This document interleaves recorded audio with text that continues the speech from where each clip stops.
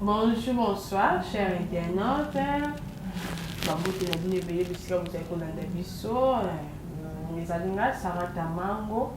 na kati ya chaîne na bino Liliane TV. Abonnez-vous massivement, chers internautes. Na Liliane TV bokozwa makambo nyonso oyo tofifaka nango na kati ya mokili oyo tokolakisa bino tokobomba eloko moko te. Chers internautes, lisolo nini na ye nango ya lelo, lisolo na ye nango ya lelo ezali lisolo ya divorce. Toyebi ke mingi na kati ya mokili oyo badivorsa mosusu papa na mama bakabwana nga na kola na maboko ya mama, mosusu nga na kola na maboko ya papa. Lelo tokoloba ba conséquences na yango parce que na koloba boye ezalaka bien. Mwasi wana na kabwana ye mutu mabe, mobali wana na kabwana ye mutu mabe. Kutuna ba relation oyo da boboti. Pona bino mibale papa na mama kokabwana esalaka bino plaisir. Esalaka bino bien koyeba ke nake pe ko vivre na mutu mosusu na yeba na mutu mosusu. Mais bino ba bobota pour le tozo ba mi divorce ba bota. Bino ba bobota. Boyebi te nini oyo bo portant na ba vie ya bana bino o bobota. Lelo oyo na kati na ba vie wana désordre de quota eza ba misusu babungisa bana bakufa bango, eza ba misusu ba éducation ya bana ebeba, eza ba misusu bana basaba mambo bakoka kosala te na ba vie mpona kaka cause ya kodivorce, cause ya séparation. Divorce mosusu ezalaka peut-être mwasi akangi mobali na mbeba moko oyo amoni kepa na ye mbeba eza pardonnable akoki kolimbisa yango te, ou bien mobali akangi mwasi na ye na mbeba oyo amoni ke ekoki kolimbisana te. Mais Bible elobi il faut kolimbisa quel que soit likambo oyo moto asali yo, il faut koyeba kolimbisa parce que pardon eza eloko efungolelaka moto baporte. Pardon il faut koyeba kolimbisa parce que lelo oyo bino bose divorce parce que boboya kolimbisana na bamakambo oyo bokutana nango na kati na bacouple na bino, mais ekozaka badega na bana oyo boboti parce que eza na motu moko tako kolinga mwana na yo wana koleka yo moko. Yo mama mpe soki eza mobali moko ta kolinga mwana okoleka yo moko, yo papa mpe soki eyi eza na mobali moko ta kolinga mwana wana koleka mama na ye. Lelo okomona papa bana mingi oyo baseretrouva na balabala. Chers internautes, abonnez-vous, abonnez-vous vraiment sur Liliane TV, car Liliane TV bokozwa toutes sortes d'informations, vous serez jamais déçus. Lelo yo papa oki obali mwasi mosusu kandi na chikoba akolinga bana na yo te koleka mwasi na yo. Lelo tozomona bana ebele babengama bandoki, lelo tozomona bana ebele baseretrouva na balabala, bana ebele bakota mabele kandi na oloba parce que mwasi wana yo oki ovandi na ndako négligence ebandi epai ya bana. Négligence eti na négligence soit akomi kofaire souffrir bana, kotinda bana misala makasi, konyokola bana parce que na biso bakongo tolobaka kiaku kanga mikanga. Ya yo ezaka ya yo te eza pe ka ya yo te, pe ya yo pe te moi pe olengela ngo eza te, ya yo te moi pe okela ngo souci eza te, ya yo te moi pe okela ngo mawa ya kozala nango bien eza pe te. Omona mwasi wana akomi kofaire souffrir bana wana, akomi konyokola bana. Voilà place penza oyo éducation ya bana ebebaka, oyo bana bakomaka enfant de la rue place wana parce que lobi mwasi wana akomi konyokola bana. Yo pe papa okipaka nango mpe tokendaka mosala oyebi kaka na tiki ya kolia na tiki nyonso bana place baza bien. Ok, bana place batikaka komona ya bango ya minene. Kutu biso motema na biso basi etonda mabe nga moko mwasi na lobi yango. Bana place batikalaka batika yango nyokoma ko se faire souffrir maman na zonyo ko la bango lobi bana ba moni souffrance eleki ndo mona ba bana bakota na banda yo pe papa tango ya ko kipara no pe bana te ozo faire ça bana nyonso opesa pe kana mwasi o contrôle kate asi bana oyo bazolia bana oyo ba vivre ndeni bana oyo bazabie boy ba pe ko contrôler bino ba papa oyo bo vivre kana basi o bana bozana bango misusu bobota na mwasi wana te il faut ko ba pe ko contrôler faut que ozalaka misuga papa misuga ezati ko mipesaka na sensa mwasi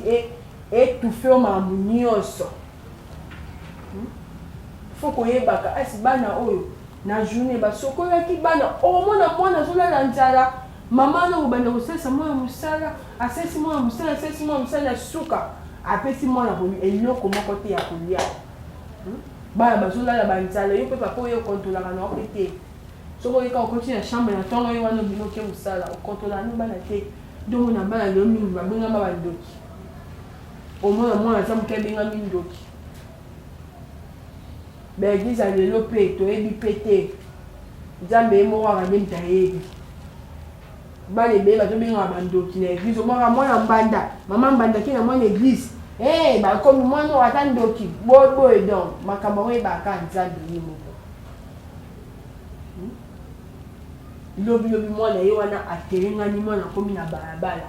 bobebisi éducation ya mwana avenir ya mwana nyonso botumbi likolo ya kokabwana na bino likolo ya kozanga incomprehension likolo ya kozanga koyokana likolo ya kozanga quelque soit problème yango eza ndenge nini eloko eleki koyokana eza te kandi eza mopaya okoki kozwa kanda na sija ya likambo ozwi kanda kandi epesa solution te epesa tension kanda epesa solution te kanda omona kozwi kanda ya likambo depo tya kanda epesa crise cardiaque kanda ekoboma kutu nzoto na likompi ebomi o physiquement ebomi o na mama oyo ozomona oyo ozotyaka kanda ti soki wapi ebomi osuti na kati ya nzoto na ye mpe mpona bamama lelo oyo mama koloba ngai aza nga mwasi na okei na bana nga na kobokola bana ngai likolo ya séparation mibali mpe bazalaka so bokabwani akei mpo omona mpasi na yo kanda ya yo mama abambi ntina mwana akipaka mwana te atindelaka mwana eloko te yo mama okomi oblige ya kosala n'importe quoi nayebi lelo eza na bafille misu mibali basundoli eza bango bana kutu biso bajeune fille lelo bafille misu asalaki ndu papa bokola mwana yo mobali mpe ozovenir na mbongo na basi mosusu kanda ya yo na mama eza likolo ya mwana te eza likolo ya mwana te mwana wana aza innocent asenga bino taya bino momboluka ye nde aya lelo oyo papa omipesi yango oke omoni libolo ya sika osutukeno libolo ya sika obotani libolo ebotola mwana ata koede mwana oyedaka mwana te yo bafille mosusu bazosouffrir mpo mibali basundolela bango bana lelo mpe mwasi mpo kokokende mpe ozwi mpe mobali wana bakomi kosoki mpe na bana nga amona motu mosusu mpe azwi mpe mobali mpe ya bien okokutana azwi mpe bana mpe azosoki mpe na bana mpe bien so mpe babetede mpe lisolo mpe teke bana wana baza ya ye te motu mpe akoyeba te motu akokasaka ndeti bana na ye me na nyonso wana ezalaka kaka na quelque chose oyo ezalakisaka bana oyo baza ya ye te basi aza motu charge oyo bana oyo aboti ta kozwaka bango charge azo sukasuka akolemba yensi akozwali bango charge me ti wapi po sukasuka akolemba na ye kaka akolemba charge wana parce que eza ya ye te oyo ya ye kaka wana te oyoba ya yo oyo bimi na mitiopo na ye nde wana nde akozala oblige ya kozwa bango charge ya 100%. Mais bana ote bana bazala charge ya 50, 20, 10% donc place